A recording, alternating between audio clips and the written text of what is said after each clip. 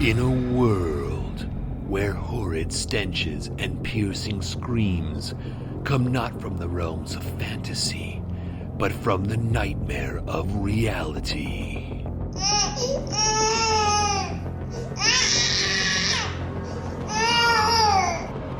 Come two heroes, bonded by love and the kind of desperation only parents can know.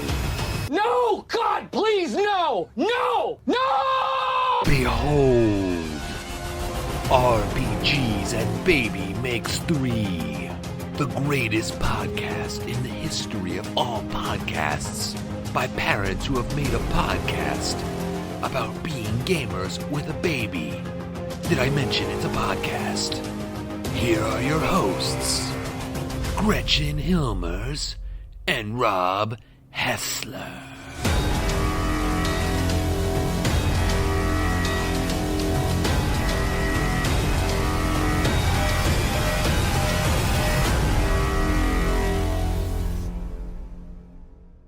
Okay, welcome to episode 5 of RPGs and Baby Makes 3. Rob Hessler here with Gretchen Hilmers, the luminescent Gretchen Hilmers. This isn't art on the air, Rob. Yeah, but you're I feel like I need a different persona for this. Like, I mean, am I still luminescent here? I don't know. Well, I thought he was referring to the fact that the computer monitor kind of lights you up a little bit, but I don't know. And that third voice that you're hearing is Bianca Bury Rodriguez, and she is our special guest for this entire episode. We're going to have Bianca here talking about a number of different things, and especially actually her note-taking ability and a D&D program that she does at the library and is involved in. And I think that's a kind of a cool thing that other people might be interested in hearing about. So actually, why don't we get started here? Let's roll for initiative. They see me rolling. Some people are born lucky. Let's roll. Roll for initiative. Roll for initiative. We're going to talk about what we've had our week in gaming here. So, I mean, why don't we ask you, Bianca? You're our guest of honor this week here. What's your week in gaming been like? Because actually, I think the three of us have some pretty significant crossover here, considering we play in games together. We do indeed. My week in gaming. Okay, so for anybody who's been following the podcast, any time that they mention the Dragonlance game and they mention Addie, who is a knight, that's actually me. Hi. Oh no, I have already disappointed everyone forever. Oh no. No, not at all. Madness! No, it's, I play Addie, who's a human knight in the Dragonlance Uncharted game. And then this past Saturday, we played the Ravenloft game, which is run by a mutual friend of ours, Amanda. In that game, I play a half-elf investigator named Edmund Resnick.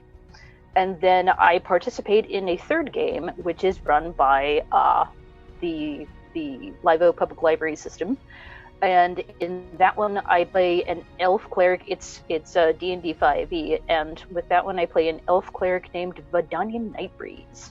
So nice. So you were going through the same insanity that I was also recently, where you're playing 2nd edition Pathfinder and 5th edition all simultaneous. That I am impressed with your grasp of the rules, because I tell you what, it is like we switch from the game to game, and it's like, oh my god, it's so impressive. A bit of history with me. I was first introduced to D&D with 2nd edition. That was actually, technically, we got my brother got a board game. My brother is like 3 years older than me. He got a board game, and then we were like, oh, this is really cool. And then we ended up finding out, oh, there's a thing called Dungeons and Dragons. We got the Dungeon Master Guide, but we didn't know that we were supposed to also get the Player's Handbook. So for years, we didn't have a Player's Handbook. No, you can only be a cleric or a thief or something. And it's like, okay, but we're missing like half the rules, and we don't realize it. But so there was a bit of that, and then I ended up getting introduced to Pathfinder because Amanda was like, "Hey, we're going to start running Pathfinder Society. Did you want to join?" And I was just like, "Regular game? Cool. Sign me up." "Oh, it's a new system. Okay, I can do this." And then 5th edition, like, yeah, 5th edition is part of it. Like, I got really used to the rules by watching Critical Role. I know that they take liberties with some of the rules, but for the most part, it's very simple to just grasp. Okay, this guy is trying to figure out if this other dude is lying. He's rolling an insight check. Okay, and then even looking at the character sheet, it's like, oh, insight takes wisdom. Yeah, these two together. Is there a proficiency bonus? No. Then it's just this. So it's... I love 5th edition for that. Actually, it is really easy to pick up. And I know people will say it's like oversimplified and stuff. I mean, that's kind of the criticism. But I actually think to me, it feels like D&D. I mean, I played all these editions of the game, and like, I love 5th edition. I think it's great. I mean, and you know, what I was telling Gretchen the other day is that, you know, I've played in some 5th edition games, and I don't really know how to play 5th edition in the sense that I haven't, like the previous games, sat down and read the rule book. What I've done is I've made characters on D&D Beyond, and it gives you all of the information you need to play that character, and I know how to play D&D, so like, I can play my character, and I know enough of the rules to go ahead and do that. And like, I think that's one of the reasons why it's been so successful, is like, you can just pick it up just like that. You don't need to know everything to be able to play. One of the very interesting things about D&D is 9 times out of 10, the reason you're getting into D&D is not because you saw this massive tome at your friendly gaming store. It's because somebody said, "Hey, do you want to come play with us on Saturday?" And I'm like, "Oh yeah, sure, rock on." So it's very much, here, come here. Okay, now do this. Now do this. This is how you make. You know what? Here, we made a character. Just try this out. See how you like it. And then, okay, you kick open the door and goblins. Everybody roll for initiative. What's that? Okay, pick up your 20-sider. Not that one. That's 12-sided. Not that one. That's 10-sided. There's a D20. Cool. Roll that one. Now, see the number on there? 6. Okay. Now, check on your sheet. There should be something that says initiative. What's it say there? +2?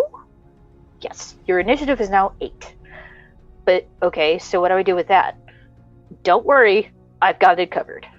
It's very much, you learn in steps. Most people learn how to play D&D by playing the game rather than reading the book, which actually is a great way to really learn almost any game. Like, we learn board games that way and such.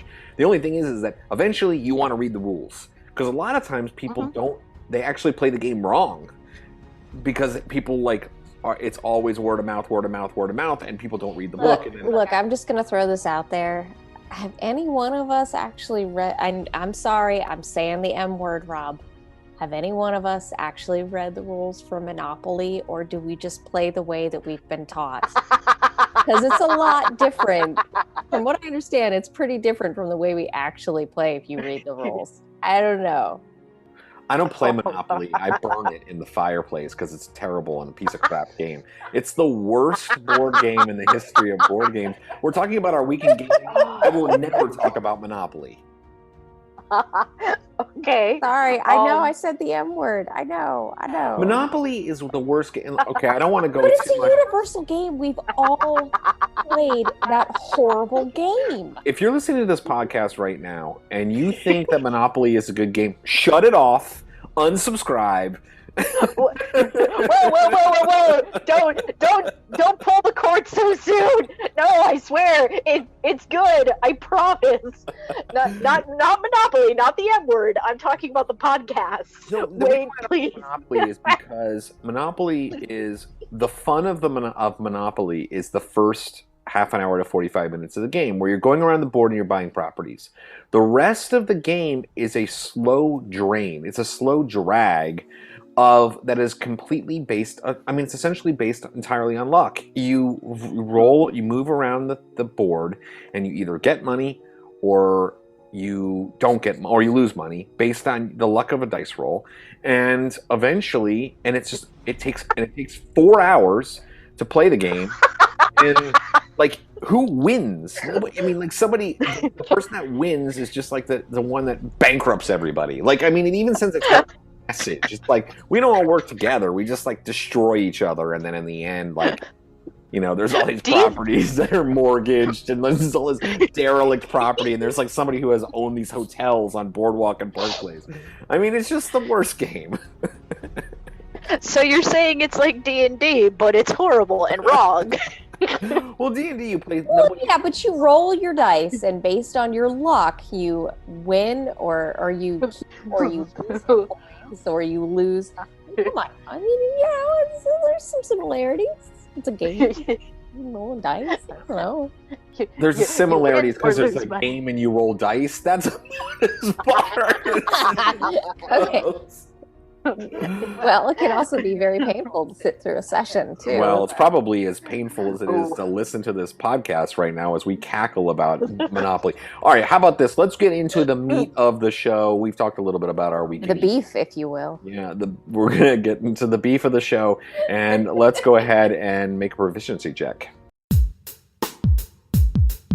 Hey, what's going on? We look at the person through the peephole. You talking to me crazy? Maybe if I get lucky, we get a little action adventure of our own going. You know what I'm saying? Proficiency check. Okay, proficiency check. We are going to be talking about, this is one of the reasons why we reached out to Bianca, because as mentioned in the first little segment there, Bianca plays as a player in my game, and I've also we've interacted and been players in other games together for a number of years, and you are amazing at taking notes. You have, oh my god, you so many succeeded notes. on your proficiency check for taking notes. I don't know, it's just amazing. And we posted up some of these images of your notes up on the RPGs and Baby Makes 3 Facebook page, and we'll post them all as well on the Patreon and everywhere that we can, because they're really fantastic. So just kind of give an idea of like, first of all, what made you start taking like these really intricate notes? Is it just part of your life, or how did you get into it as far as the game goes? As far as the game goes, okay, so I've mentioned previously that I got into Pathfinder Society, which is basically, everybody meets on a Saturday, or, well, for us it was a Saturday. It can be any day of the week, and basically it's supposed to be drop-in sessions. These are self-contained stories that are 4 to 5 hours long. You're playing your character that you've developed over different game sessions, and then you achieve objectives or you don't achieve objectives, and then by the end of it you get a chronicle sheet saying this is all the treasure that you found and this is all the money you earned. And when Pathfinder Society was first starting in Savannah, it was very much, we were literally at one of the people's like dining tables, and we didn't really grow. It was the same people playing the same characters. John, the dungeon master, he would pick out different scenarios. It could be a one-off scenario, it could be a 2-parter, a 3-parter, it could be anything. And because we were playing this specific set of characters, it was perfectly fine. It was just keep on going. But then, oh, well, I wanted to run this new scenario, but you guys have already leveled out of it in 1 to 5, and you guys are level 7. And it's like, oh, well, I guess that means we have to make new characters? Yeah. The other the original character that we've been playing, they're just off doing something else, and you have a new character. Well, some people can have like maybe 7 characters, and it's just like, okay, seven different characters is hard to keep track of. Amanda had as many as 30. I ended up getting as many as 19. Jesus. Oh my god. Holy shnikey. Oh my god. Amanda, her way of organizing was that, you know, those big yellow envelopes that it folds over on the top and it has the little brad or something with the string that you can tie it closed. Yep. She had one of those for every single character. It would have her notes. It would have her character sheet. If it was a caster, it had all of her spells. It had any little note cards that she took for any weird abilities that she had. And I was just like, that's really good, but that's a lot. And so I ended up getting like a medical accordion case from like Goodwill for like $5 or something, and I used that.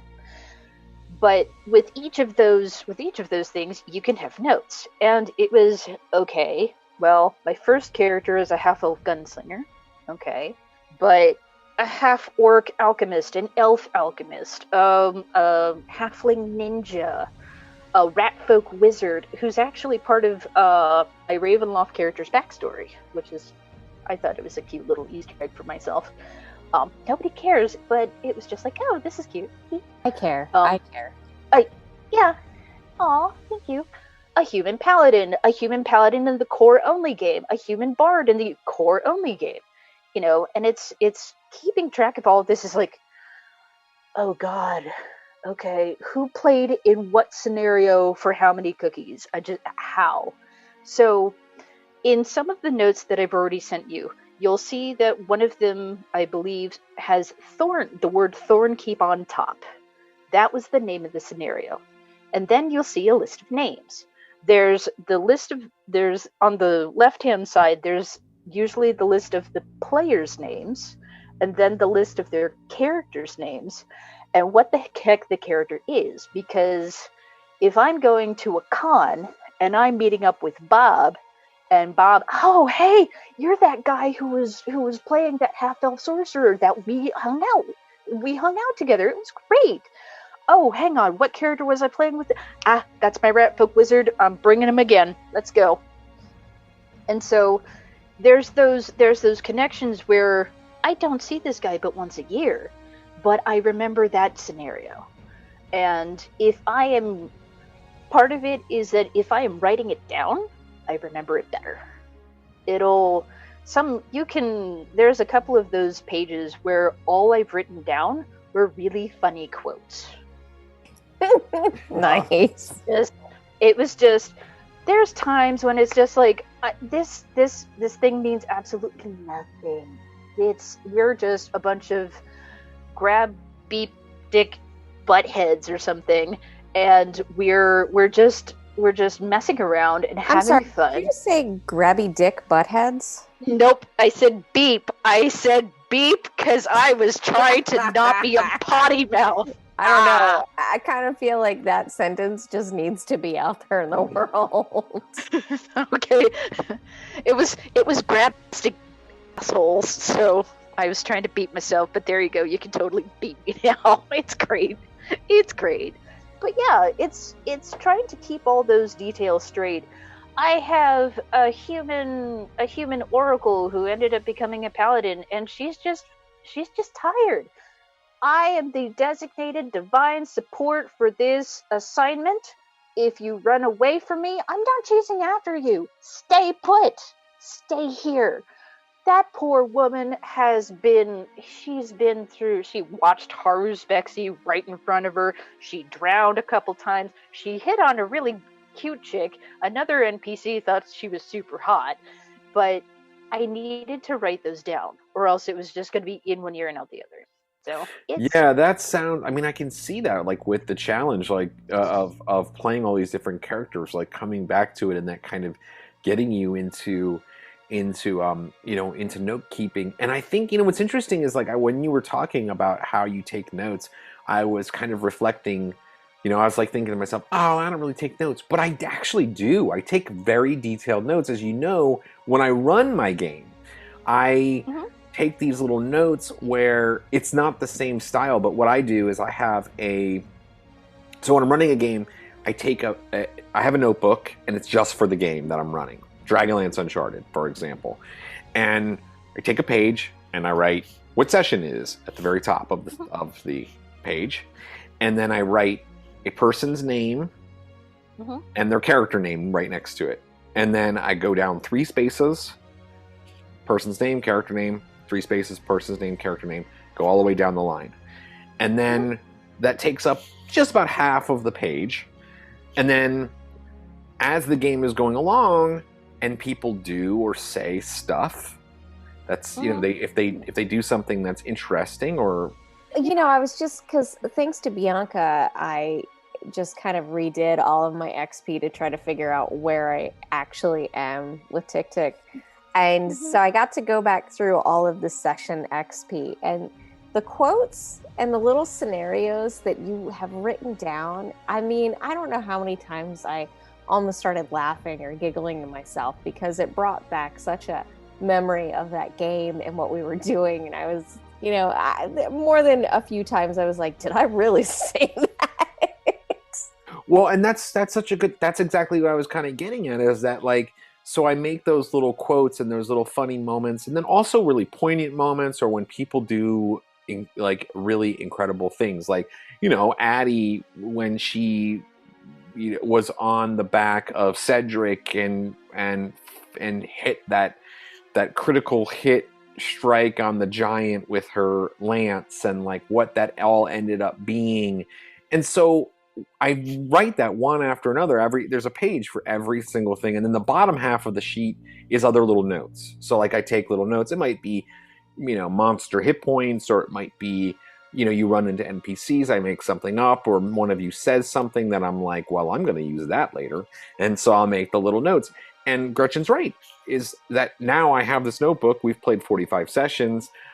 Each one is a page, and it's not crazy notes. It's not like it's so time consuming that I can't be paying attention to running a game, but it's enough that, as Gretchen said, it tells the story of the campaign through those little quotes and through those little, and it's always the best moments that I write down, like, you know, the ones that are kind of like when people say something really funny, or people say something really poignant, or do something really cool, or it's always those moments. And so like it's that, you know, and what's so great about that, and I'm hearing you talk about your notes too, is like it's so easy to forget how wonderful our imaginations are in the moment when we're playing a game, and like how cool these games are when they're happening, because they're fleeting. They're like in the moment, you're there, you're in the character, and it's so easy to just, like, as time goes on, you just kind of can forget.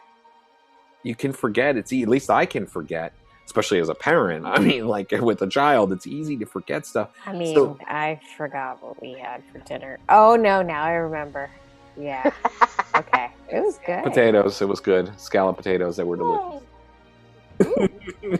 But it's like, yeah, I mean, like that's one of the things I admire about your notes too, is that, like, you know, I was reading over the notes that you sent to me, and I was laughing at some of them because there was just these like funny, you know, quotes and these little things, and how you're talking about it, and it's like, it's almost like I can picture your story, you know, like I can read your notes, and although I'm not going to get all of it, it's like you're telling me your story, like just by doing that. And like it's saving, in a way, it's like we're practicing storytelling as like people. Like this is as old-timey, as like original fiction as it gets, and like this is a chronicle of that.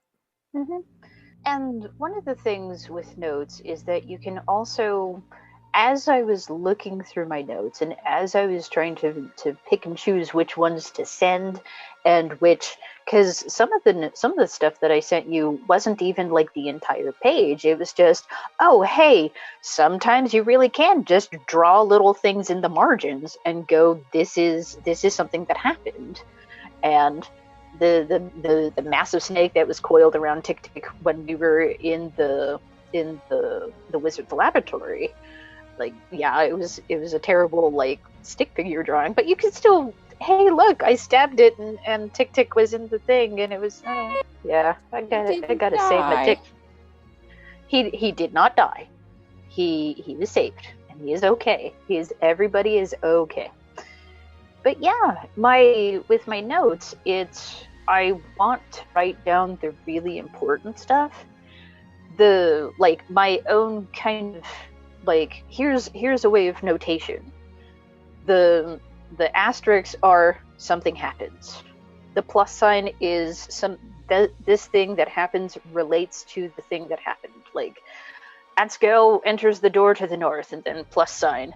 Addie is right behind him. Or Addie is just like, are we sure? Did we want to open the? Oh, okay. Well, Atskill did it. Okay. Hi. Hello. It appears to be empty or something like that. Because it's Atskill.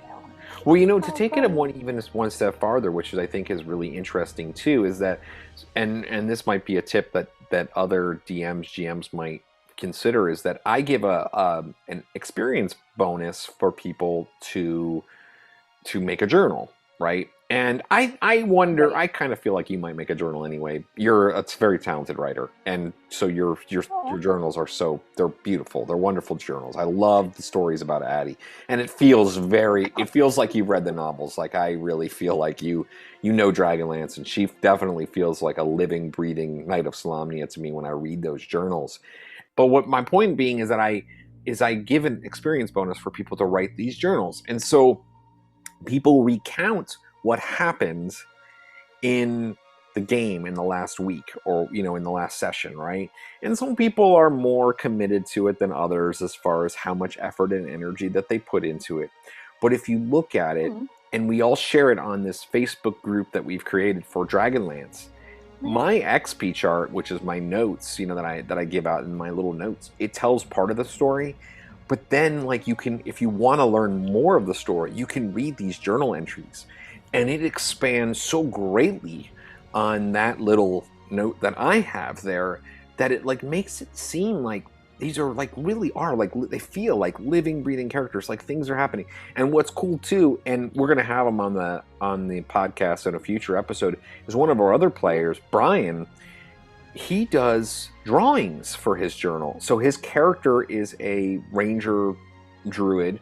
So he's not really like the kind who would write in a journal. So he plays it like his character has a sketchbook. And Brian is a very talented artist in real life. And so he does sketches of the things that you guys come in contact with. So like every piece of the players putting their collective information into this, it creates almost like this even greater kind of notes, I guess you might say, about the game. And it's really cool. I mean, I love that. Yeah, Brian's artwork is like when he posts a new okay, here's the picture for this week. It's just kind of like, oh man, what did you do this time? When you mentioned earlier about Addie on her horse Cedric, taking on that hill giant, and it was a quick character moment, but it was just kind of like she was at 19 hit points. If this dude threw another rock at her, she was going to go down. She had already taken a potion of heroism, and it was just like, okay, this is my do or die moment. If she goes down, I am okay with this, because this is how she would want to go down. And so I had to stop for a second, and I felt a little weird doing it, but at the same time, it was like, she would pray. She's a knight. She hasn't even become a knight yet. She was still a squire, but she needed to pray. And after that session, I was just gobsmacked to see that Brian's drawing for the week was her lance, because it became a magical lance. And it's got like a +3 versus giants, and it's just like, oh my God, it's something that makes something even more special. Just like, oh wow. Yeah, that's another thing, and I'll just kind of follow up on that so people understand. I do a thing called legacy weapons in my game, where if something special happens, or if somebody does something, like, rather than necessarily using the rules, because I think of, like, for example, if you are, you're thinking about these ancient weapons by these like famous characters or whatever. Like, I don't necessarily think that they didn't like have some wizard forge them some special weapon or enchant it. It's like it became special because of what they accomplished in their time. So I look at it like that, and if yes, that lance, Addie's lance, being special against giants, because that moment was really important in the game, but it was also just like it, like you made it like that. I remember that prayer. That was very poignant. And so, and the point being is that I wrote in my notes prayer to the three gods, you know, like that was in my notes for that session. Like, and when I was writing like the little XP kind of bonuses for role playing, and so like that was in my story too. Like, so I can look at that in 10 years and remember, oh man, remember that really cool moment when like Addie was a Strider horse, and it was like, were they going to win? Were they going to lose? This is the biggest battle so far, and it, you know, it's going to remind me of that, and that's really cool. That's such an awesome thing about notes. And you know, like I said, you do a great job of notes. It's funny because I saw your notes for the Compass Knights, and I was like, oh my god, man, her notes are so good. I got to remember this stuff. I never played Compass Knights. Oh, not Compass Knights. I almost did. Yeah, not Compass Knights, for the Dragonlance game. I saw your notes for the Dragonlance game, and I'm like, man, she's putting a lot of pressure on me to remember stuff. So, but that's good though. I think what we're also kind of trying to go for here is when you can't play consistently, having these notes allows you to continue the life and adventure of your character without really having to struggle or pause. And I think that that's really important because, you know, I'm not someone who takes notes, and I've gotten lazy. I'm like, all right, yeah, you know what? Bianca's on this, which is fair to you. So I have started taking some notes, but it was just, you know, when I started realizing how in-depth your notes were, I was really blown away. Like, I didn't realize that anyone was out there doing quite this level of work outside of playing the game itself. And, you know, Rob's right. I mean, the way that you write, your creative writing, I mean, it's a good thing that you take these notes because you incorporate all of these little minute details into it. And, you know, it's really fascinating. And yeah, I mean, now to be fair, I did take notes in high school, but there was one, I was a history major for my undergrad. Yeah. And you're a librarian now, right? Yes. Okay. Yeah. I got my my master's in library science in 2010. But when I was going for my undergrad, I was just going like, you know what, history's easy. I seem to be doing well in those classes. That was because those were very easy classes that I didn't have to think too hard. And there was one professor. He is Dr. Tedesca. I don't know if he's still teaching at Armstrong, which is now part of Georgia Southern, or if he has retired, because my God, he deserves to retire. But his classes, when he's teaching like Civ 1 and Civ 2 and those very basic kind of classes, the second that the bell rings, he goes, you better keep up. That's how I am. Just, oh god, okay, he just mentioned a date, I can't remember. Okay. And then when the bell rings again, then the class is over. That's it. He's a wonderful guy, and he will totally help you out, but it was very much going into his classes, that was really the genesis of it's anybody who's looking, it's bullet style, but there's asterisks, there's plus signs, there's dashes, sometimes there's indents in order to definitely show something. It's not consistent, but it gives me a visual of, okay, I know that there's one page that I scanned that was my attempt to actually keep the indents going and actually visually keep the information together, and it was related to an NPC named Korn Varigast that Atskael was talking with. And I ran out of room so fast, and it was just like, it's great visually, but it was just like, yeah, because it gets tighter and tighter as it goes down the page, and yeah, that was...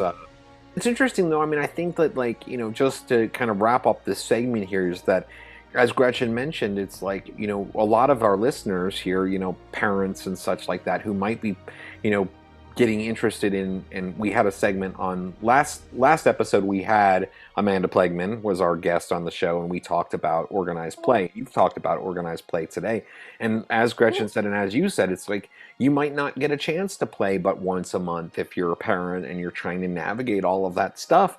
And it's like, if you can keep good notes, it won't feel like you're distant from your character. You can still get into it, even if you're playing with totally different people at a totally different table. Your character will have a story that really makes sense and connects. And I think I'm going to share my notes as well. So you've got your notes and my notes, and it doesn't really matter. You come up with your own style, whatever works for you. But I think both of us tell a story, you know, with the notes that we tell. I want to share my notes too. Yeah, I want to see Gretchen's notes. It's pretty. Actually, you can see some of Gretchen's notes on the RPGs and Baby Makes 3 Facebook page as little Lincoln grabbed and tore a piece of it off and ran over notebook. You know, the funny thing about that, though, is there were no notes on the piece that he tore off, so it looks like I don't take notes. So, like, it kind of works. It's like Gretchen's notes are so minimal, and maybe you don't see them. Well, the beauty of notes is that if you just need a couple words in order to remember this entire segment, then that's all you need to write down. I just itemize everything because it's like, I want to remember everything. Well, let's move on to our next segment. If you have stories about your notes, or you want to share some stuff about your notes with us here at the podcast, you can email us at rpgsandbabymakes3@gmail.com. We would love to hear and see what kind of notes you put together. And if you send us an email, we may just share that on the show. Let's head into the common room. Hey there, welcome to the common room. Sit anywhere you like.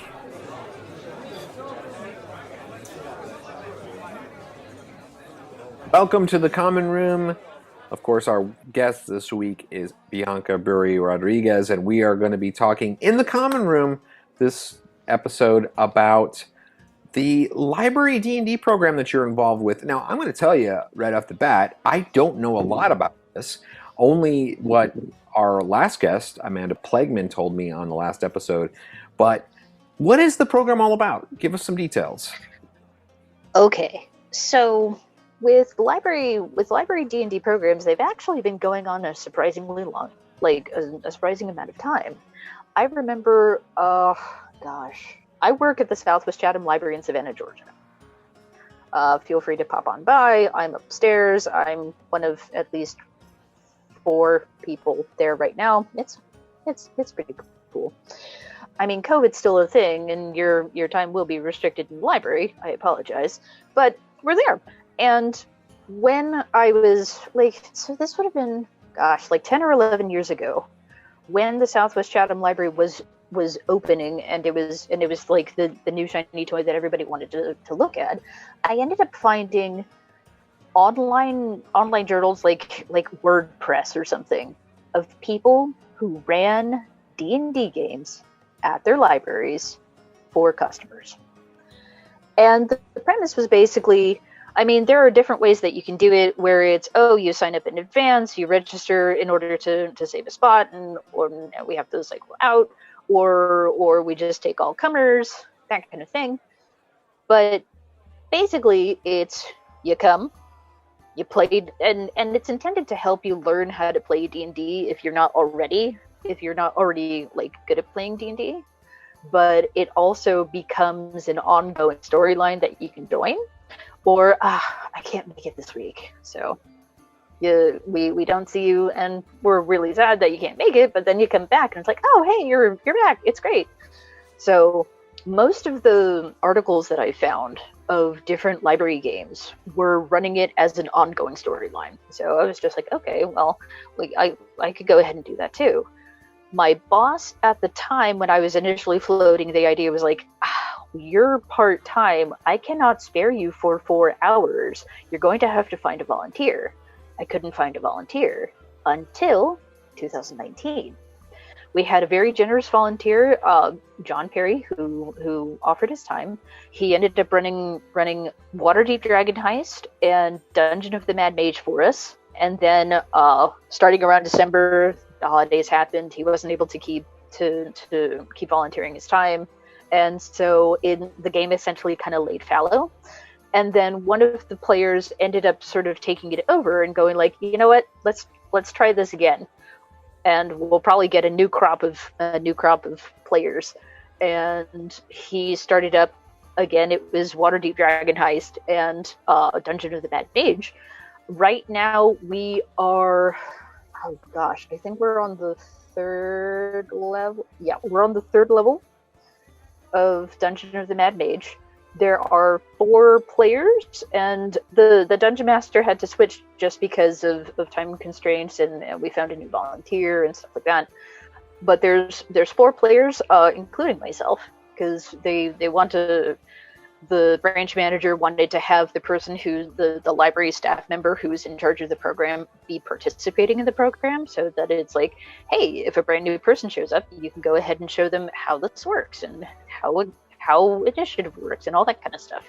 So it's D&D is a way in order to teach team building and tactics and conflict resolution, as well as storytelling. And I mean, we've seen the effect ourselves.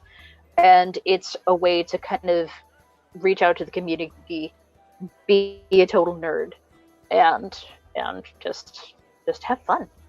It's so funny because when Amanda mentioned this, and I was kind of thinking about you coming on the show and talking about this, it occurred to me that I remember when I was a kid that my local library had D&D. You could play D&D at the library. This was 30 plus years ago. I never played it, but I remember there was a kid who did play, a kid I knew who played D&D at the library, and I don't know, I guess that would have been second edition era, somewhere in there, maybe even before second edition era, and oh yeah, and it was, and I remember.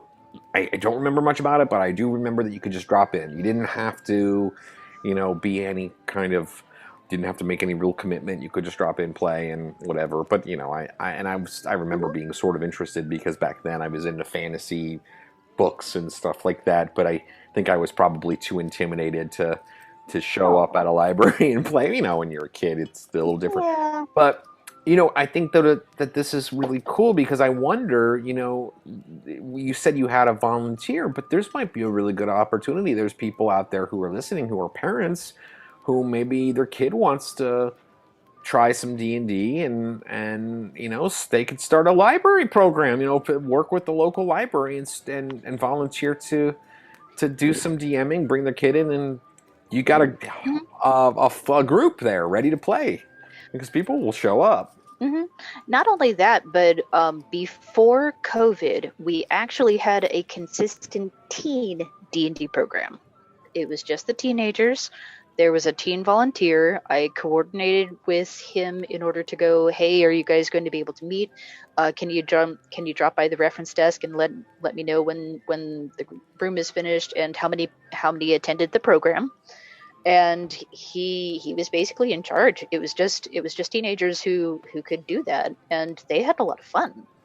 They were in terms of library programs, sometimes we don't get a lot of attendance just being for adult programs. Children's programs, we get all kinds of attendance all the live long day because parents are coming in bringing their kids because you always go to story time. You always go to the make and take crafts and stuff like that, and it's great. But for the adult programs, you don't have as much attendance just because anybody if you're working during the day and you can't make it, or you have different commitments, or who knows. So the D&D program, both the teen and the adult programs, tend to have higher attendance just because it appeals to the people. Oh, hey, there's a D&D program at the library consistently, like every week. Sign me up. How long is it? 4 hours? Even better. And it's just like, yep. Oh, and it's so cool too. Like it's in a a free, safe place. I mean, and that's what I mean. Like, and who doesn't want? I mean, like, it's the library.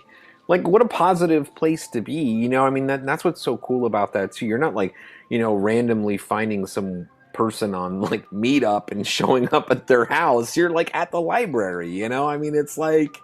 You can kind of be assured that you're in a good spot there, you know, and it's like, you know, not going to get any trouble. Your kid's like at the library playing D&D. It's a safe place, and one of the things that I've often encountered in my own D&D groups has been, where do we play? I can't host at my house. My house is a war zone. We're remodeling the kitchen or something like that, and it's like nobody can host at their house at all. So if you guys can meet at the library during library hours, hey. Now the program started on Mondays from 2 to 6 just because of the volunteer, but it's because of COVID, and because even while we were quarantined and on super lockdown, we were still able to have the program. So even being cooped up in your house, it's just like, okay, it's time for D&D. Let's go. And I mean, yeah, Zoom and Discord and Roll20 can have kind of a depersonalizing effect, I guess. You're not like with Zoom, you can see people, but you can't see the dice rolls. With Discord, you can hear people and you can see the dice rolls, but you can't see their faces. So it can have some sensory issues with people who need to be able to see and hear and interact. But being able to offer virtual programming during a pandemic, that's money right there. If people are hearing this and they're interested in maybe trying to get involved in like starting their own program wherever they live, because obviously, you know, people aren't necessarily going to be able to stop by your library and talk to you about this, you know, maybe is there a way that we could put them in touch with you to offer some advice and assistance and like how to make that happen? If anybody wants to try to contact me, I know that, I mean, we can take phone calls, of course, and then I've got my work email, basically. You can go ahead and call the Southwest Chatham Library. That's area code 912-927-4079, and then ask for Bianca. I should be there most days because I work full time now. Yay! Nice. Yay! But yeah, even if we're really sorry, today's your day off, they can still take a message, and there were times when I had a number of people who were interested before COVID happened, where I would come back to my desk and there would be all kinds of stickies going like, this person, D&D, this person, this contact. So that's awesome. And people can also email us at rpgsandbabymakes3@gmail.com if you'd like, and we can kind of help facilitate this if you're interested, because I think this sounds like such a great idea, and it's such a great way not only to introduce people to D&D and the community and stuff like that, but it's very wholesome. I mean, I think it's a very wholesome and you know, just such a good positive kind of thing. So I thank you for talking with us about it, because I think it's really cool, and I've always been curious about the library D&D program. So that's neat. That's really neat. Yay! I will say one thing that I do miss that y'all haven't done in a while, and that was the mini golf inside the library. Mini golf tournament. Yeah. We need to do that again, because that's gaming too, you know. Or yes, sports. That is ball. That is totally gaming. Sports ball. We love sports ball. Go score. Make it Yay! happen.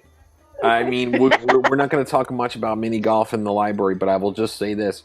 If you're hearing this podcast and where you live has mini golf in their library, go, because it is awesome. Oh my God, it is so much fun.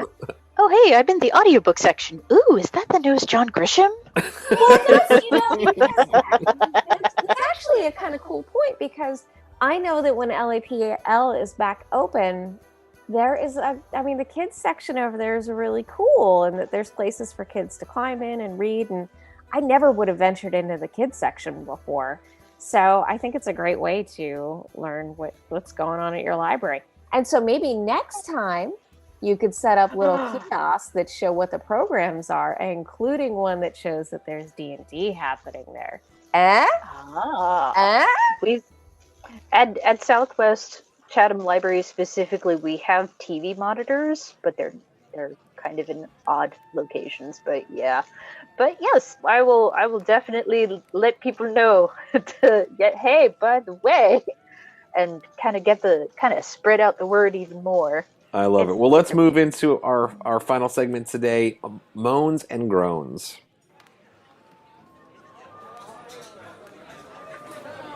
All right, folks, you don't have to go home, but you can't stay here.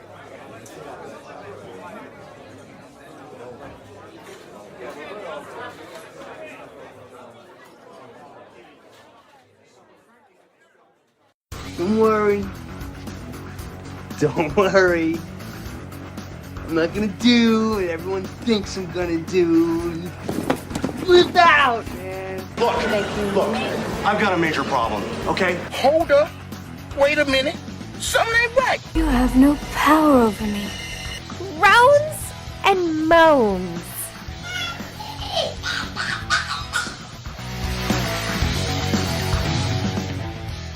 All right, final segment of the episode, moans and groans, and we're going to be talking about, well, an interesting topic. Gretchen and I have brought this up in the episodes previously, but we never really devoted a segment to it, and that is metagaming.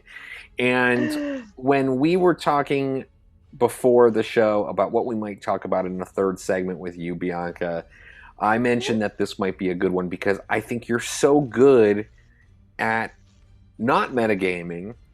And then, right when I say that, you talk about an example of when you did metagame, but it was in a positive way. So let's just kind of just talk about metagaming in general. So first and foremost, just kind of define it, and the three of us can kind of add to this, sort of definition. But I think of metagaming as when you are playing the game and you're in your character and you use information that your character does not possess to influence what your character does in the game. That's essentially, I think, the most basic definition of metagaming. And I think most people who have spent time gaming their probably visceral reaction to metagaming is, ugh, metagaming, bad. Right? I mean, most people kind of think of metagaming as being bad. But I think that there is some positives to metagaming. So let's kind of talk about this. Let's talk about maybe some positives and some negative examples. Gretchen, we have talked a bunch about metagaming. Well, why don't we actually kind of start, and I don't want to get too deep into the weeds about a specific example, Bianca, but you were mentioning about how sometimes when you're playing a game and your character is a particular type of character and might disagree with what the rest of the party is going to do. Right. And if you want to stay in character and not metagame, then the answer is to dig your go heels. off, do something else, leave the party, cause conflict, make issues, right? But if you are going to, this is the case where I think metagaming is good, and that's that instead of going off and doing what your character would do, you instead say, my outside knowledge tells me that I should just let this go with the rest of the party because we're all in it together and we're just trying to have fun together and we're playing this game. So you put your own personality into the game to make the game sort of better, and you put your character's motives to the side for a second. And you used kind of an example of that. I don't know if you want to get into the details of that here, but... Okay, so my internal... My priorities when I'm at the D&D table. I want to have fun. I want to have fun with the people who are at the table. And if my fun comes into conflict with the table's fun, I am going to side with the table. And then I would just take my characters, just take your characters, figure out a way for your character to be able to go with the table's fun. Now, when you're in a dungeon crawl, sometimes a dungeon crawl can be, it's 5 rooms and it's done. The 5-room dungeon, you can Google it, and it's very quick. That's one of the things, but it's not very complex. But sometimes it lasts forever. Yes, sometimes there can be so many moving parts and it can be so complex that it can feel like, oh wow, this haunted mansion, let's go run around in it. But as time moves on, when I start realizing that, oh god, how long have we been in here? And then another player goes, we've been here for almost 2 months. And it's like, oh my god, no wonder I feel like my soul is being slowly sucked out of my body. Oh my god. You hear this, Rob? You hear this? Okay, I can stick it out. Maybe we can find the exit, please. Oh god, please. And so like, you know what's okay? So I'm just going to interject here because we're talking about a game that I run, and I think that this is important. Because no, but I think this is a really good. This is a great example of good metagaming, because what it is that there is the natural flow of a game that can happen, and sometimes the natural flow is totally bogged down. Like, you can be in the flow of the game is stopped almost, and without metagaming out of it, it can literally just last in perpetuity or way beyond fun. Like you said, like the key being, we play these games for fun. That's the number one reason why I play, is to have fun. So when it starts to become a grind, I think that sometimes there's nothing wrong with saying, and in this example that you're giving, I threw out a couple hints. I could sense that people were starting to maybe be ready to get out of the mansion, the crazy mansion, or the dungeon. It's a dungeon, but it wasn't a dungeon, but you know how that fits. Right. Right. I could tell that people were ready to move on. And so I clarified some I didn't give any information you didn't possess, but I did clarify some details in order to give you a path to escape that would get us beyond this particular part of the adventure, because I knew what was beyond this part of the adventure was a totally different experience for all of you. And it would open things up and things would breathe again. And everybody would have a certain sense of relief. So I offered information that maybe your characters weren't thinking about in that moment. And then just to continue on, you continue on, because I know how you use that information was important. You know what? You ruined it for me, Rob. I thought we got out of there on our own merits.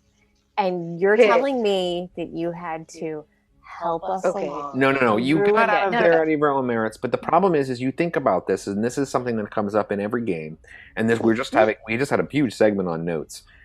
We play once a week. For us as human beings, 1 week has passed where we have a 1-year-old child and we have a job at the library and we have commitments to family and dishwasher gets installed and all of these things happen for us in real life. It sounds oddly specific. But in the game, it's been 1 minute.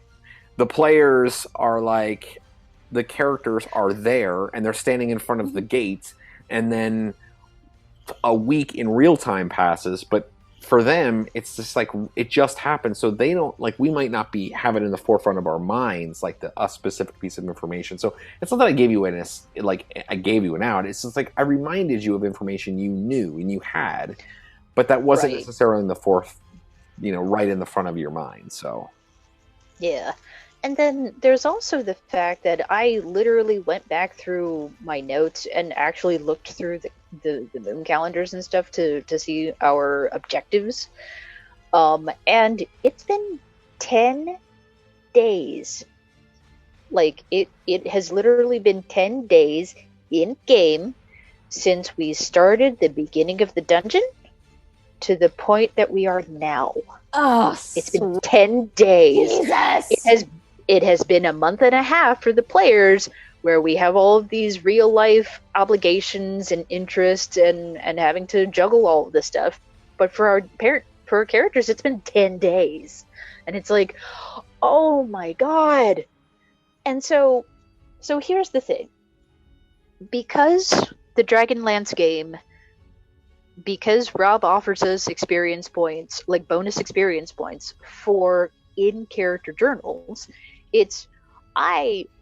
Bianca has no way, like, Bianca can see different players, like, I can read the different players' journals and get a sense of where their characters are at, and then I can also write where my character is at.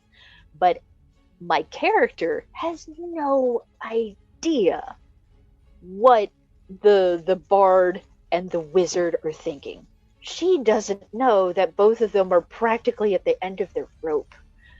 And because I, as a player, don't know if that is just really good characterization in writing, or if it's a manifestation of the player's frustration as well, I'm thinking of the table's fun.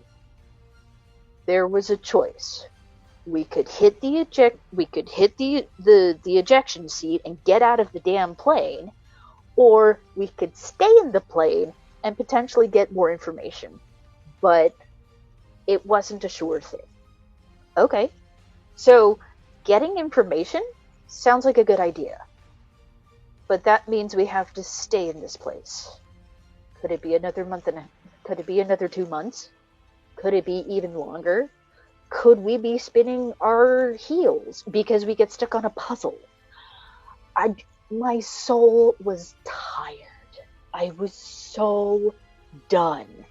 I already saw that 2 characters, not just my character, but 2 other characters, were at the ends of their rope. Yes, I metagamed. By the definition, I was using out-of-character knowledge in character in order to affect my character's decision, but I pulled the ejection seat. I needed a change of pace. At least 2 other characters needed a change of pace. And it just... God, I can breathe again. Well, and you know what's funny is that you mentioned that because and the reason why we can define that as good metagaming too is because although it caused some conflict with one of the players, I actually think that that's not really because of that. It could have been any impetus, and we won't get into that right now. But you escaped. We had the kind of rest of that session. The following session, however, was one of the sessions. There was a renewed energy within the group between the players who, like yourself and Gretchen and some of the others, where people were kind of like excited, and I was doing random encounters again, and I kind of take pride in the way that I do my random encounters, and they're fun, and I let the world be what the world is without me imposing my entire will on it. Like, there's randomness to it, and so like it right.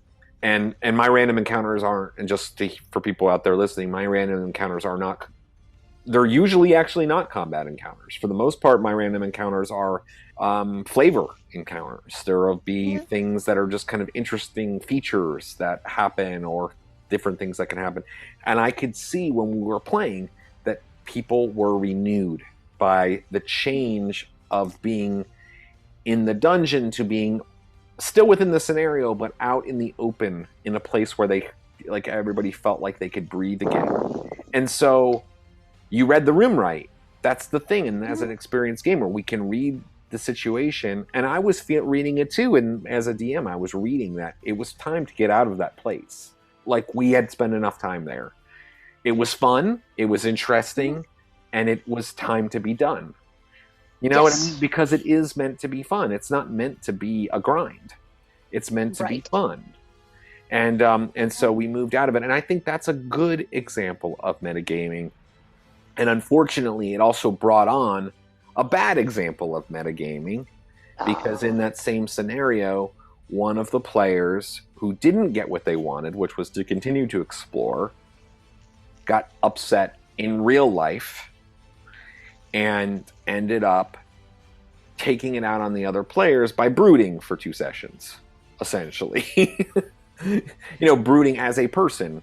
And also then their character did some stuff which I thought was out of character and was kind of payback for other in-character stuff. So I don't want to get into the details of that, but that's the bad part of metagaming. When something in real life bothers you and then you make your character do things to undermine or degrade the fun of the other people. Again, I'm with you.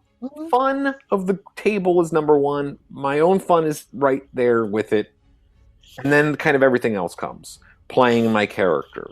You know what I mean? Enjoying the setting. Having delicious snacks while I'm playing the game. That's also on my list, I'm just going to say personally. And the thing is, with the ideal table, you want the table fun to coincide with your fun. Make your fun part of the table's fun. If your fun can add something to the table, Matt Colville mentions when you're first creating your character, leave flexibility so that you can find out what goals you can have in this game. I want these goals. I want to be able to do this. Oh, okay. I finally, after 25 years of wanting to do this, I finally get to play a Solemnic Knight. Yes! Good. Gimme. I read those books when I was 12. And I was just like, I loved Sturm Brightblade. Yeah, I'm sorry. Sturm is awesome. I probably had bad taste just because he kept nagging everybody. But I've reread them recently. I've reread them recently, and he's a lot more multidimensional than I remembered him. Like, I found him to be... I thought he was super rigid, but I think that was my young self not seeing all the gray that Margaret Weiss and Tracy Hickman wrote into that character, that now as an older adult, I was like, man, this character is really well developed, and it was like really... And I came to love Sturm again. But anyway, I don't mean to interrupt you there. No. It's like, I literally have not read those books since I was 12. I ended up losing my brother's copy, and he was so pissed because it was a limited cover, like a limited edition cover that had Sturm, Tannis, and the third one on the cover. Anyway, I digress. Right. It's probably Lorana. I mean, in that book, it would probably, because that was the Golden General book where she's like becomes a Solemnic Knight and all of that. Yeah. But yeah, no, like, so just to kind of hit on what you're saying there is like, and I kind of say this a lot of the time too, is that, so you're saying you find a way that your character's fun can match the table's fun. And that's so important, because there's a statement that people will say, and it's kind of come up in the conversation amongst our group, and that's that, well, I'm just playing my character. And that's a terrible statement, because there is no puppeteer, there's no marionette who is lifting the strings of your character. Your character does what you decide your character is going to be. And like in real life, when a situation is presented in front of us, there are many choices we can make. And we can decide to make the choices that make our interaction with the rest of the group easier, so that way everybody can have fun. We can make those choices because there isn't a marionette. There's no DM god who says, D&D god who makes us do things. We do the things that we do based on our own choices. And I also want to interject here. Yeah, I think there's a difference between playing your character and then understanding that you are an individual at a game playing a character. So while your character might be dark and broody and sulky, you don't have to be. You can interact because you were sitting at a table with your friends. You were there. You can make jokes and people understand that it's not your character. And I think when you say that you are so deep into a character that you are brooding at a table where it's making everybody uncomfortable out of character too, maybe it's time to kind of review what you're doing. I think the bottom line is that this is a game, and you know, there are tough situations that come up. There are different personalities. Things can get, you know, pretty tense in character. But out of character, you know, show that you're still cool. Like, that you're still here with your friends, that you're still wanting to have a good time, that it's still a game. Because this idea that I'm just playing my character, you know, I mean, for me as a person, going somewhere and just being like, for 4 or 5 hours and not realizing that this is how I'm spending my leisure time, it just kind of seems like, why are you doing it? I hear what you're saying, Gretchen, and I think you're right. It's like, you don't have to be brooding because your character is brooding. You don't have to be in person. You don't have to be brooding because your character is brooding. But I think you make, you know, I love what you brought up about Matt Colville's, don't put too much out there and let your character be. And so I play a character, Gort, in a game that the three of us play in, which is a Ravenloft game. So it has characters from many different worlds. Gort is a Minotaur paladin of Kiri-Jo-Lith, which is kind of ironic because your Addie is currently a knight who is whose patron is Kiri-Jo-Lith, and so we have that sort of connection there. And so Gort is a lawful good, like, knightly type character. He has big sword, armor, all that. Very serious character. Right. But I metagame him, and I make jokes, and I even do the jokes in his voice, and maybe sometimes people think I'm actually talking as Gort, and maybe sometimes they don't, but I don't care, because you know what? I want to have fun. I want to have fun at the game, and being serious Gort, lawful good character, who's kind of rigid as a character, and maybe, you know, it's not only is it not fun for me to be that persona for, like Gretchen said, 4 hours. I don't want to sit there and be, you know, like, grumpy for 4 hours because I'm playing a serious character. But I also, like, I don't want to, like, I just want to have, I want the people at the table to have fun. So Gort being that way towards all of the other characters, it's a downer. Like, people don't want me being Grumpy Gort. Like, it's not fun for the rest of the players for Grumpy Gort to even be a character. And what I will say is that when I conceived of him, he was kind of gonna be Grumpy Gort. But then we started playing the game, and I'm like, you know what? Maybe not Grumpy Gort, because it's not working. And guess what? There's no invisible strings holding my character and making him move in a certain way.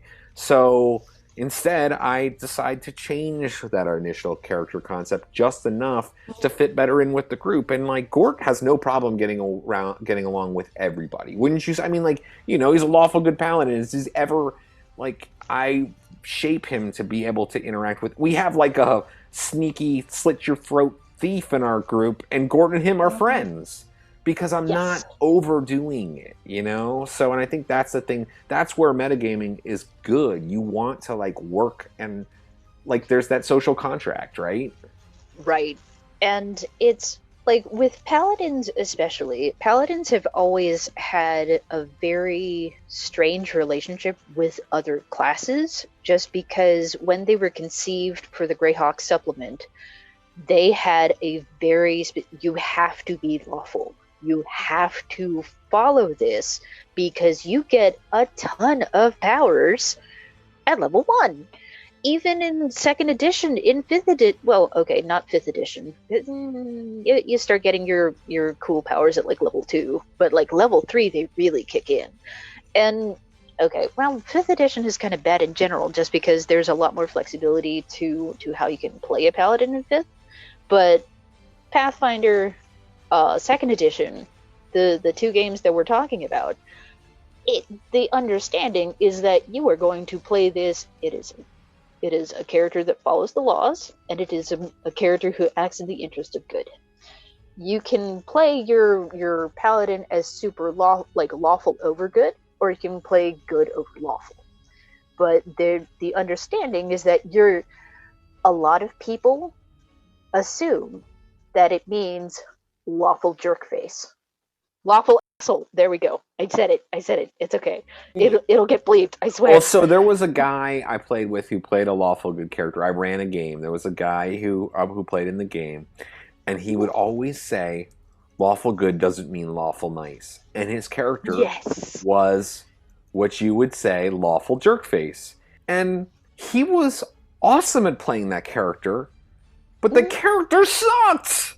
Like, who wants to play with that character in the group? You know what I mean? Like, maybe there are groups that like that kind of intensive, no holds barred, like, unwielding, unbending kind of, adherence to character. But to me, that's not my priority, and that's not the priority of most people I know that game. Most people I know that game, they want to have fun. That's the point, is having fun. And having somebody be lawful jerkface is not fun. It's not fun at all. It's just, I just think that, again, you weren't just your character. You weren't just showing up as your character. You're there as a person. Like, understand, read the room. Like, you have to kind of adapt. Adapting is very important with your whole group. Yeah. And I mean, lawful jerk face is like, and when I say lawful jerk face, I realize I didn't really define my terms that well. I'm talking about the kind of paladin who's like, you're a thief, and I have to take you in because you're doing bad things. You're picking pockets and unlocking doors and that don't belong to your house. Or worse, I refuse to travel with this character ever again because that's the worst thing. And that's what happens. Like, either you follow my edicts or we will not travel together. And it's like, oh my God, please. All right, then leave the game.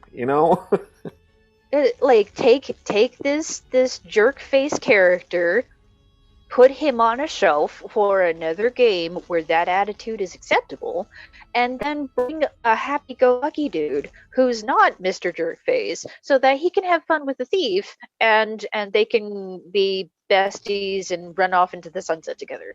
Like, I think this is kind of interesting too, because being I know you're not a parent, but something I've learned being a parent is you have to be able to change in a moment's notice and to be very adaptable, because anything is going to go on. You can't be rigid in what you want to do because nothing is going to go the way you planned it. And I think understanding that life is random and there's chance encounters and things just go wrong and change what you set out to do. You just have to be able to be on your feet and make something different and not get upset when those changes have to happen. And, this isn't just a parenting thing. This is just an everyday life sort of thing. And I think that a lot of people who fall into that, I've made this concept, I'm sticking to it, could maybe learn a little bit about adaptability and knowing that the world is not what you want it to be every day when you wake up and you have specific plans. You just got to change. You just got to go with the flow. Yeah, it's good stuff. And I think that, this segment, of course, is about metagaming. And I think that, there is, and again, it's kind of a dirty word. We didn't really talk about sort of the traditional use of metagaming, which is kind of an abusive thing, because I think that, that has been talked about a million times. But I think that talking about the other side of it, the positive side of it, is really important, because I do think that there is a place for it, and to a certain extent. I was actually thinking about just kind of turn it a little bit too, is that certain games, I believe, have a metagaming aspect built into them. And I wanted to ask you about this because you have a lot of experience with Pathfinder, and specifically Pathfinder Society. And I find it interesting because when a combat ensues in Pathfinder, it feels like it shifts almost to, I don't want to say it's not truly metagaming, but it shifts to a tactical game rather than a role-playing game in a lot of ways. And you're overlooking a map which you wouldn't see. Right. So, you have on more advanced uses of like Roll20 and stuff, we've talked about this off the air before, but if anybody's familiar with a lot of the online tabletop simulator kind of things, they have what's called dynamic lighting, where your characters actually can't see. But for the most part, when you're using like battle maps and stuff like that, your character is able to see spaces that they couldn't normally see, to perfectly tactically place spells and abilities and movements and do everything like exactly right in a way from a perspective that your character does not have. So therefore you kind of move into a tactical game where you are essentially metagaming, because you're using your human brain and the sheet of abilities that you have and understanding the rules to move your character in the most optimum way possible, rather than putting yourself in the position of, my character is standing in this one spot, what does my character see around them? What would they naturally do given their experience, understanding of the situation, and stuff like that? Like, here's just one example that I think of often. If you're standing at ground level and there is a crowd in front of you, okay, just imagine a large crowd in front of you. It is impossible to tell how many there are. Yep. Beyond a certain distance, you might say there's at least 100 people, but there could be 100 people, or there could be 1,000 people, or there could be 10,000 people. You can't see because there's a thickness of crowd, beyond which you cannot see because you're at crowd level. But when you're playing a D&D game, or you are having a tactical map, you see, oh, there's a monster here, there's a monster here, there's a monster here, there's 12 monsters running, there's a group of 12, you're fighting 12, and everybody knows, and you think like in those terms. So there's like almost like a meta game built into it. And I think in a game like Pathfinder, in particular Pathfinder Society, where battle maps are a critical component of the game, it's like metagaming is built into it, and we don't look at that as negative. We look at that as kind of a fun component of the game. Like, if you enjoy that kind of stuff, it's like, oh, your brain almost switches to metagaming. And nobody even talks about it. You just do it. You just we all do it. Like, oh, Amanda holds up the map. We all look at the map, devise this perfect circle where we would optimize our abilities, and we just do it. And it's like totally fine. And the funny thing is, I have never actually thought of the battle map as metagaming, but you make a really good point. Because, yeah, I have the top-down omniscient view. I can see that monster's over there, and I can literally count the squares to go, do I have enough space to charge? Wait, how far, okay, 1, 2, 3, okay, so this is 60 feet. Bianca has no idea how far 60 feet is. I mean, unless I actually, put down tape on the floor and go, here's 5 feet, here's 5 feet, here's 5 feet, and all that kind of stuff. I myself don't know how to gauge distances real good. So it's just kind of can I hit it? Whereas I'm staring at the map, and yeah, this thing is right next to me. Bam, I'm just going to smack it with my sword. And, I was really surprised when I came to the Dragonlance table and you don't use maps. Not having a map throws me off so much, because it's well, wait, how do you know if people are flanking? How do you know if people are if this person has enough range on the spell? That's the beauty of theater of the mind. It's you're in distance. Okay, well, okay. Oh, no, you're not in distance. Okay, so can I use part of my turn in order to get close enough and then throw the fireball? Yes. Okay, so that's what I'm going to do. Okay. So there's not so much bookkeeping in terms of drawing out the map. Here's the ruined thing. Here's your visibility or lack thereof. But there's definitely, it's a lot more descriptive, and it's a lot more, I have to think, okay, well, I've got an ogre right in front of me, but I look over and I see Melanora, and there's an ogre in front of her. Oh no, she's squishy. Let's go attack that one. Oh, you're gonna eat an attack of opportunity. I don't care. I've got the hit points to burn. I just want to point that. It's it's so like oh my god, I did not realize how bad Wizards had it in second edition, because I've never played past like 4th level, and it was a 4th level rogue. But that was like the highest I ever got with a character before Dragonlance. So it's like, I know that Wizards have a D4, but if you roll badly with a D10, your warrior has 4 hit points too at level 1. Because we didn't do the thing of max hit points at first level and then rolling after that. So, man, she is super squishy, and it's just like she's nearly died twice now, and it's like, no, Look, her and her stupid book looking. She should not look at those books. Oh my god.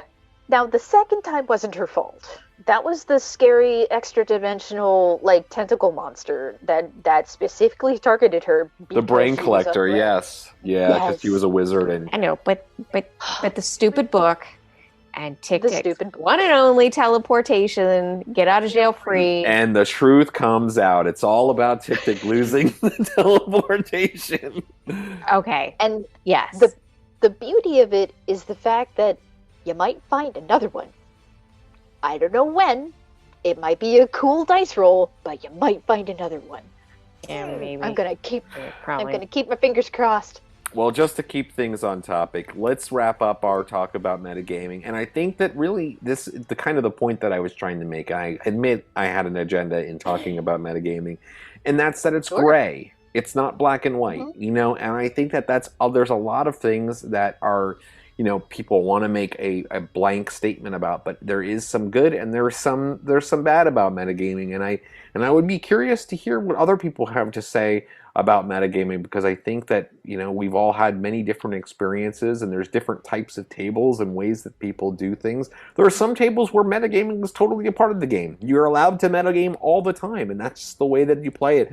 So if you've got your stories about metagaming or anything else you want to talk to us about, please feel free to email us at rpgsandbabymakes3. We'd love to hear all about it. Well, let's wrap up this show and go to the end of the show here. Well, that was another fantastic episode of RPGs and Baby Makes 3. Bianca, it is the best episode of RPGs and Baby Makes 3 that you have ever been on, and we really appreciate that. Wait a second. We can't end yet. We haven't asked her the most important question of the night. We are going to ask her the most important question of the night as a part of this little end segment. Well, I guess when you're listening to this, it might not even be night anyways. So. That's true. It could be daytime when people are listening to this. But you know what? My brain is hurting. So it's definitely night after a long day of baby and work. Because you're so sharp during the day. Anyway. Damn. Ow. Someone's sleeping on the couch. Oh, as long as I can sleep. All right, well, Gretchen, do you want to ask your question? Because I know you want to ask this question, and it's a good one. It's a really good question. And Bianca, we really appreciate you coming on the show today, so we want to ask you a little fun question to sort of wrap things up. And this is going to come out of nowhere for you, come out of left field, but I think you're going to enjoy it. Yeah, I think you can handle it, Bianca. Okay. So, thinking through all of the characters you've ever played, which one is your favorite? Oh, goodness. Like, I am inclined to say one of my more recent ones just because they're a lot fresher in my memory. But there's also my very first one that I ever played. Now, this was the Black Box, Dungeons and Dragons. Comes with a rule book, comes with a map. You were escaping Xanzer Thames dungeon. We didn't get very far, but I tried my best. Because we only did the 3d6 method. Okay. I rolled 13 for every single stat. Just 13s right down the board. And I was just sitting there going like, what? You can just be whatever. And it's like, okay. Her name was Kika Darren, Kika, and her last name Derrin, and she was a human thief. And yeah, I mean, technically she survived, but I didn't actually make it out of the dungeon, so she's still in limbo. She's actually a bad example because I didn't really have a concept of character because I was like 10. But yeah, in terms of characters, I'll say at least a top 2 is Adriana Pennington, daughter of Arcturus Pennington, rightful keeper of the lands of Penlar Cow. What a compliment to me when you saying that. I appreciate that. Yeah. And I love her because she's 17. She got aged by a potion of speed, but she's still chronologically 17. And she is a mess. And it's hard. And she has the weight of all of these expectations on her shoulders. And then you get a beautiful character moment of she is trying her best. This is the second holy day that she has ever observed. She thinks that Kiri Jolith is ready to give up on her. She thinks she is waiting for her god to hate her as much as her mother and the knight who trained her do. She feels that. And then there she is on her holy day. One of the characters is going, time to go. We don't have time for this. Let's go. And so she's like, okay, I can do this. I will do my best. No. This is her holy day. She deserves to observe it. This coming from the elf wizard in the party, who is logic. She's just logic personified. She kind of shoots kind of asides and stuff, but she says, no, I'm staying here. She needs 3 hours of solitude. I am staying here to guard her. And then Tick Tick pipes up. I'm not leaving my friend. I'm staying here to guard her. These, for anybody who's listening to this podcast, imagine a Rottweiler who is sitting on the ground and trying very hard to be a good dog. And then imagine 2 little Chihuahuas who have stationed themselves right next to this Rottweiler and are ready to bark magic missiles at anything that tries to touch the Rottweiler. That was the mental image I had this morning after game, and it was just... but the fact that 2 of the characters of the group were so ready to go, Addie's religious observances matter more than progressing. We don't care about timelines. She is more important to us. And that was a deeply touching moment. And it was just kind of, I know that I am so far up Addie's butt every single time I'm writing her. Her self-esteem is in the toilet 9 times out of 10.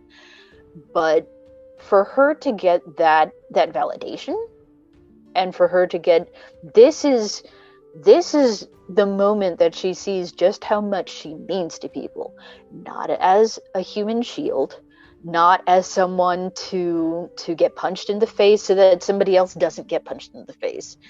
These people care about her. She matters to these people, and that's really, really hard to ignore. Well, that's so awesome. And we talked about at the very beginning about how characters become so vivid, and we talked about that during the note-taking segment as well. And it's really interesting because those things have developed over time. Like, you think back in early in the campaign. So this is now, that was session 45. When you think early in the campaign, Tick Tick had an animal companion that died, and kind of nobody really cared. Mr. Ruff Ruff! Oh. God. Nobody really cared, but Addie came over and gave Tick Tick a hug and helped bury the dog. And then later in the campaign, when Melanora needed to do her test of high sorcery, and Addie was there to help her go through that process and to, be a part of helping her to achieve her goal. And then now like those create those bonds that feel really real. Like they're like in the story. They are the story that we have collectively told to each other together. That it's not fake. I know it's imaginary, but it's not fake. It's real. Like these characters become real like that.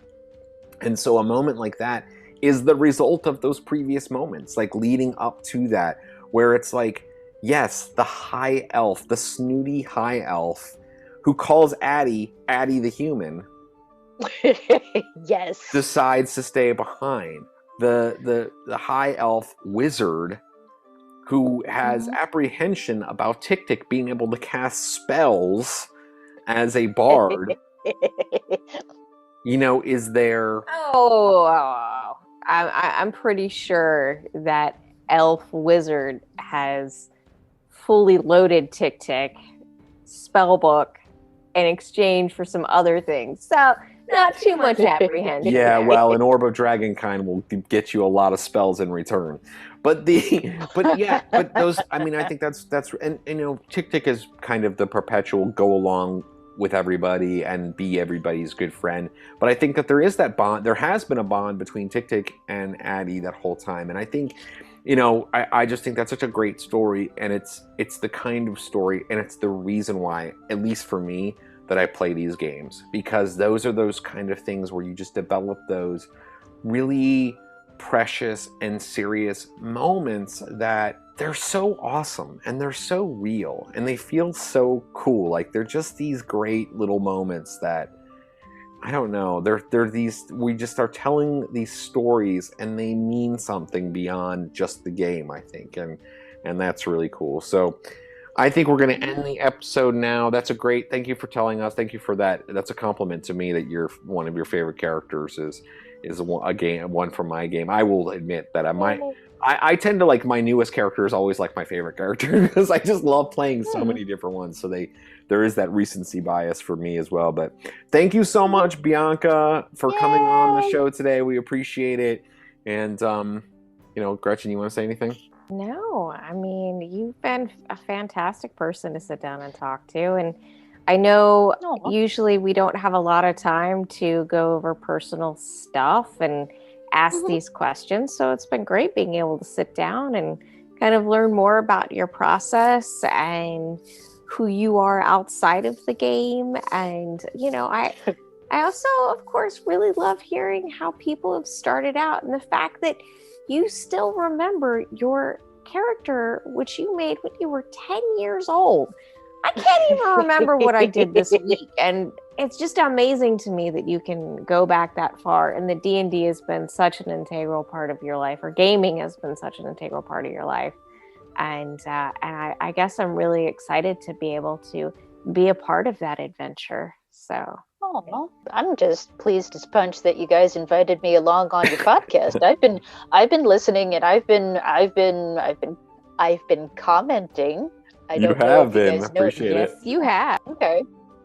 I wasn't sure if you knew who I was, because my YouTube channel isn't a standard username for me. But yeah. I've been listening, I've been commenting, and I've been, wow, okay, I hadn't thought of this, and we're like, well, what about this, that, and the other, and that kind of thing. So being on the show, it's nice to be able to interact with you guys directly. And like you said, it's like I don't get to spend time with you guys outside of game all that much. You guys are parents. You guys are artists. You guys are very busy with your lives, and we're all in a pandemic too. So that we've kind of gotten a lot closer to you in the last year. Kind of a slight issue not being able to actually hang out in person. But it really has been a real pleasure having you on, Bianca, and we definitely want to have you back on, because I think it's been a great conversation. So anytime, you are more than welcome at RPGs and Baby Makes 3. And let's go to bed, shall we, Gretchen? I'm tired. I'm pooped. Wait, is tomorrow morning my morning? It is. It is. Oh boy. Let's go to bed. Quick. Yeah, thank you so much, Bianca. Quickly. And again, we'll play this little tidbit at the end, but if you have any comments on any of the stuff, or you want to talk, send compliments of Bianca's expertise to us, you can do so at rpgsandbabymakes3@gmail.com, and we will talk to you again in a couple of weeks. Thanks for listening, all of you, and if you made it this far, you got a critical success. I don't know what to tell you. You made your proficiency check. Congratulations. Yay! RPGs and Baby Makes 3 is a production of Gretchen and Rob sitting on their couch. Email the show at rpgsandbabymakes3@gmail.com. You can find more episodes on Podbean, Spotify, and iTunes, as well as on our free Patreon page at patreon.com/RPGs and Baby Makes 3.